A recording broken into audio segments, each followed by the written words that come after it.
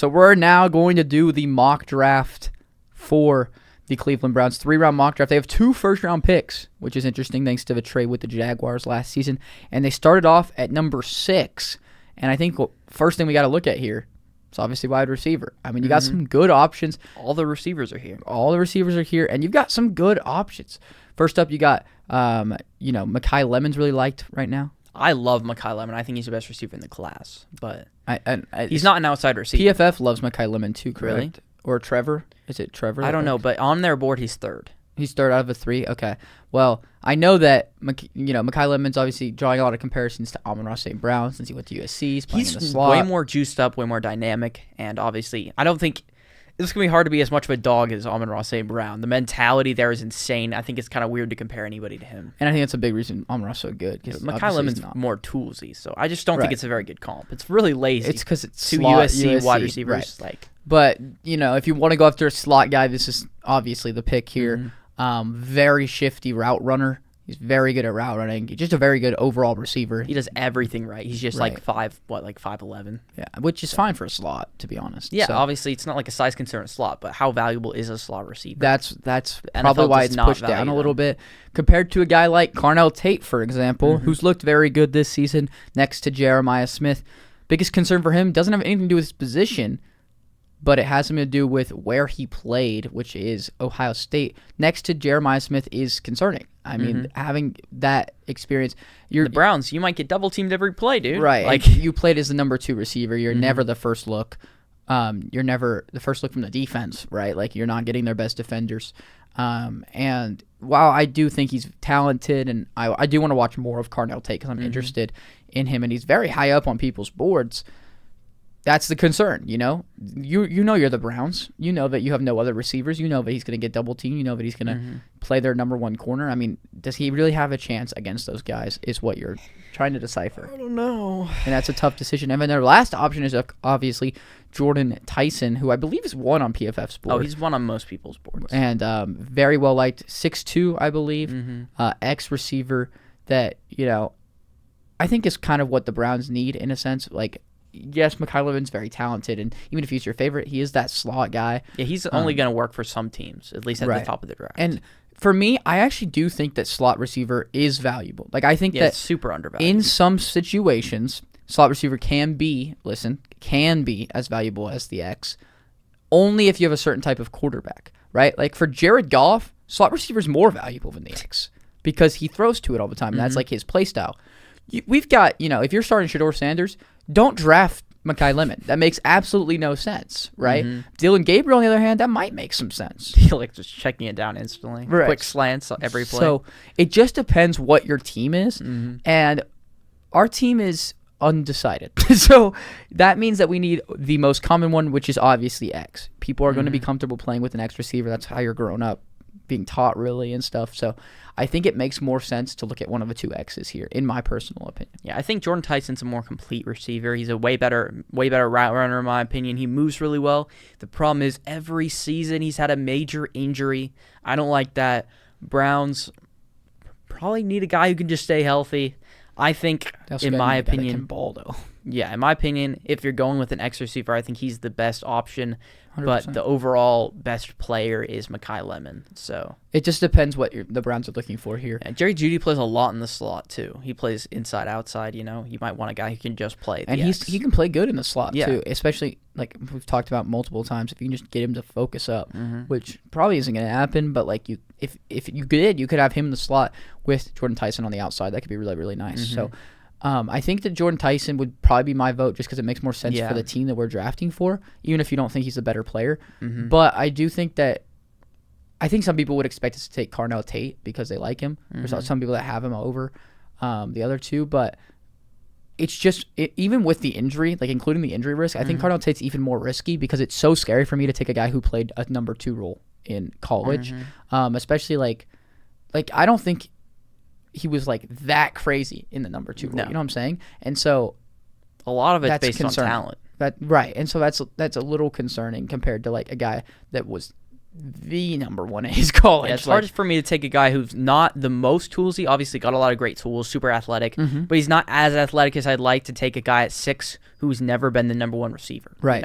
So I think we're going Jordan Tyson here. I think the medicals, 6. you need to make sure the medicals check out, and if they do, I think Tyson's going to be a great player. Yes, and so we're going to Jordan Tyson. Mekhi Lemon, obviously, whoever goes who and takes him is going to be very happy. Just the Browns, it doesn't make as much sense for them. But they need a receiver really freaking bad, and we believe we can get their other needs right here at these picks. So the second pick's 24, I believe, right? So we're obviously looking at offensive line. I don't think that there is a debate about that. If you're not taking it with the offensive lineman with the first pick, then you're taking it with this one, right? And I think with this class, it actually makes more sense to wait and take that receiver because there's 3 very good receivers at the top, and I think there's quite a few linemen from mid to late first round that you can discuss. So let's start off with Caden Proctor because I think that's the highest on PFF's board. He's interesting. He's massive. He is a big boy, and he's had some struggles playing when we watched the Oklahoma game, I believe.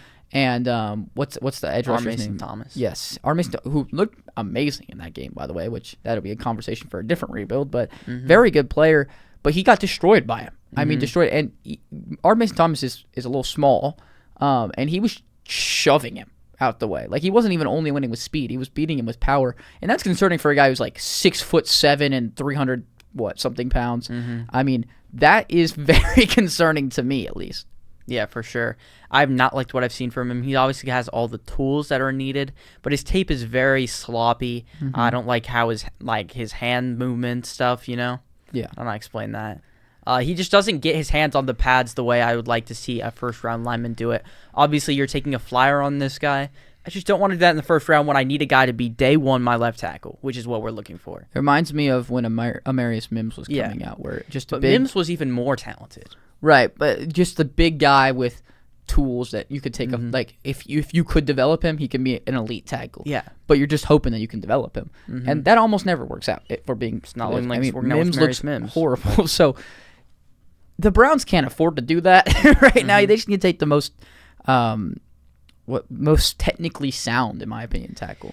Here, there's no technically sound tackle. Right. I think Maui Noah is the best tackle in the class from what I've seen, but obviously he went way early in the draft, and I think we need to prioritize that number one receiver a bit more than best tackle. But I like Caleb Lomu, who's still here. He's got a lot of tools, and he's shown the refinement that Caden Proctor has not shown. Right. He did play on Utah's offensive line, which is really good. They've already had, what's the other dude's name? Their other lineman, I can't remember it. That's so embarrassing. Anyway, he's like one of the top tackles in the class. He's supposed to go top 10. Oh, okay. So, I don't know. So having both tackles go in the first round is pretty impressive. But, I mean, it's interesting because, in my opinion, I think we saw a lot of it last night. If you've got a tackle that's supposed to be a good prospect or supposed to be very good, right? For example, what's his first name? It's Caden Smith. Is that what it is? Carter Smith. Carter Smith, sorry. Carter Smith on Indiana is supposed to be a third-round prospect, I believe. He was very good this season statistically. And so they matched Ruben Bain on the other side. They put him on the other side and said, go against the other tackle because you can just take advantage of that. And obviously, Carter Smith also just got beat last night. That's a different conversation. Yeah, but Messidor is also a day two prospect. Right, for sure. Like he's obviously good. But, I mean, Ruben Bain's obviously the better one, right? And so, elite pass rushers, especially nowadays, more and more, they can switch sides very easily. They can play from both sides. You see Micah Parsons rush from both sides all the time, right? And so I think that there is some difficulty to playing next to another elite tackle because you're not next to them. You're on the opposite side, right? Like, you're not helping each other. When you play next to an elite guard, you're obviously going to have that help, right? And that's going to make you look better as a tackle. I think there's some argument to say that it's even harder to play across from an elite tackle because you're going to get matched up even more against those elite pass rushers. And so because of that, and he's still been able to look good, he's got the tools, I think this would be a really good pick for the Browns. Yeah, I think that's where we got to go with this. We need a tackle. I don't think Proctor is worthy of a first-round pick at all right now. Right. So, I mean, that literally would only be because of his size. So, I completely agree. I think this is the route we go for the second first-round pick. And they pick in how many picks is that? Like 14 picks in the second round. Second round, 6th pick, correct? So, I think that we have to look at another lineman. Yeah, so right now, I don't know who's playing right tackle for us. What are we going? Left guard, Cole Strange, center, Luke Whippler, right guard, Zach Zinter, something like that. Oh my god, so bad. Yeah, but I think tackle's a more pressing need. Right here, the 2 top tackles, Jennings Dunker and Caleb Tiernan. I mean, I don't know if taking a second round tackle and starting him immediately is an interesting choice. Especially when you're starting a tackle on the other side. We didn't have a choice, so that's what we have to go with. We could also take a guard, one of the best guards in the class. Emmanuel Pregan is still there from Oregon. I believe we took him in our other one that we just did for the Raiders. Good prospect there. I think he's a better prospect than these 2 guys, but he plays guard. We need a tackle a lot more. Do we want to wait till the 3rd round for a tackle, or should we take one here? I think it's interesting because I don't know. Obviously, it's going to take more scouting to figure out which one's the best, like if it's worth waiting to the 3rd round to draft one. But ultimately what it comes down to me is there a player at this spot that we'd want to take really badly, or is there a player in the 3rd round that we are also good taking at a different position? Because ultimately you're taking a flyer on a 2nd or 3rd round tackle, and those don't work out too often, especially when you start them right away. And so since you're taking a flyer either way, it's about the other spot for me. Which other of these high value picks are going to make a bigger difference and are worth more value, and then you can decide where to go from there. Do you wait on the tackle based on this guy being that much better or something, right? So, obviously, I think that the Browns are going to be looking at some point to draft a 2nd receiver in this class, whether that's later or next pick. The next pick. So, you look at the receivers available. I know people really like Elijah Surratt. People have been moving Omar Cooper up the board recently. But I don't really know who's even there in the 3rd round for receiver. In the 3rd round, the only receiver that I think would be worth taking is Zachariah Branch, who I do really like. Oh, right. The tackle, I think Carter Smith is a tackle who's going to go around there. Take a center. Jake Slaughter is also around there. Isaiah World, the huge lineman. Yeah. Want to take him? Well, that brings up an interesting point because I remember watching Branch. That's the Georgia receiver, correct? Zachariah Branch. So he seemed really good, right? In the Ole Miss game, he played amazing, amazing. And I remember McKay texting me during the game, be like, "I love this guy." So, I do think that that's an interesting pick if he's there at the 3rd round pick, and we haven't taken receiver. Yeah, I've seen someone say he was a projected 1st round pick. He is not. I don't know. I think it was Tom Pelissero or something. I was like, "What are you talking about?" But I'd be surprised if he's there in the 3rd round. I just think PFF doesn't like him as much as other people. But so maybe we look towards his way at this pick, which might be way too high, but maybe where he goes more likely. Because you think he'll be there in the 2nd round instead of a 3rd. Yeah, maybe not this early in the 2nd though. But at this point, there's still a lot of other receiver prospects here that you think are better. Omar Cooper's better. You think so? I just don't hear anyone talk about Omar Cooper because they all think it's Surratt's better.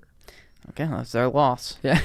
We already have an X receiver. I know that you're a big fan of Omar Cooper, but then I guess you could rotate Judy, and both of them could play outside too. Right, they can rotate everyone around. Which Vaughn could get in a little bit. That would be an interesting receiving core. But I think to me it makes sense, depending on the receiver you want. But I think that you could take a receiver here and it makes sense, and then you take a tackle in the 3rd round, Carter Smith, maybe. Carter Smith allowed 6 pressures this year, and I don't know how many he allowed in that game for Oregon, but that was not Oregon. For Indiana. Against Miami. But that was really bad. Did not like what I saw. Obviously, he was going against a 25-year-old NFL prospect. I mean, I don't think that's not really fair, but I still would hope if he had a great game there, he could have catapulted himself way up the boards. But for a 3rd round prospect to have 6 pressures allowed the whole season, obviously we have to go watch the film. But no hits, no sacks. Right, but that's an insane statistic, ridiculous statistical season. Let's say he allowed 8 pressures in this game. He allowed 14 on the season now in 16 games.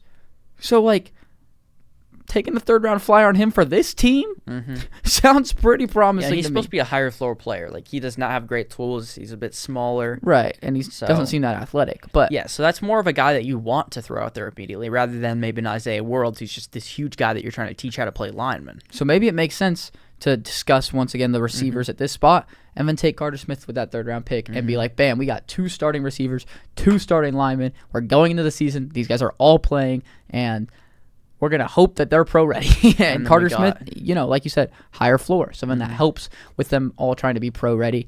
And, hopefully you scouted well enough. Yeah, hopefully. I mean, you have to hit on, all these picks. Right. Just to have a chance this season of winning, 4 games. I mean, they won, 4 games this year? Yeah. And their offensive line just got way worse. So pretty rough spot. Disrespecting Cole Strange? No, I don't think so. I just don't think he's that good. But we had to bring him in. I really like Branch, like you said, but I honestly haven't watched too much Omar Cooper. He looked really good after the catch yesterday. He caught a couple balls, broke some tackles, and I know that he's caught a lot of touchdowns for a slot. He's caught, I think, 13.